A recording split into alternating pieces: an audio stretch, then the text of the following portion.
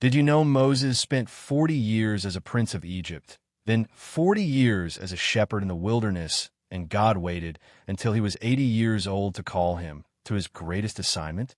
He had been hiding for 40 years. He was 80 years old, and God appeared in a bush that burned but was not consumed and said, "I have chosen you." Moses was tending the flock of his father-in-law Jethro in the wilderness near Mount Horeb. He saw a bush on fire, but the bush was not burning up. He thought, "I will go over and see this strange sight, why the bush does not burn." When the Lord saw that he had gone over to look, God called to him from within the bush, "Moses, Moses." He said, "Here I am." God said, "Do not come any closer. Take off your sandals, for the place where you are standing is holy ground." He said, "I am the God of your father, the God of Abraham, Isaac, and Jacob." Moses hid his face because he was afraid to look at God.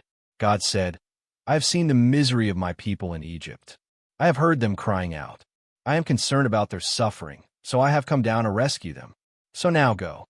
I am sending you to Pharaoh to bring my people out of Egypt." Moses said, "Who am I that I should go to Pharaoh?"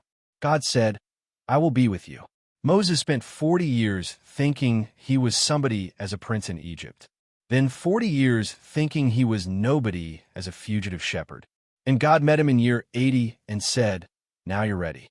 The burning bush wasn't just a sign, it was a picture, consumed by fire, but not destroyed, burning with purpose, but not burned out.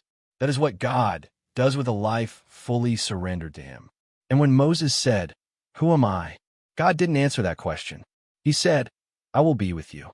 That's all that matters. Follow Christian's Abode. Drop a heart if you've ever felt too old, too late, or too broken to be used by God.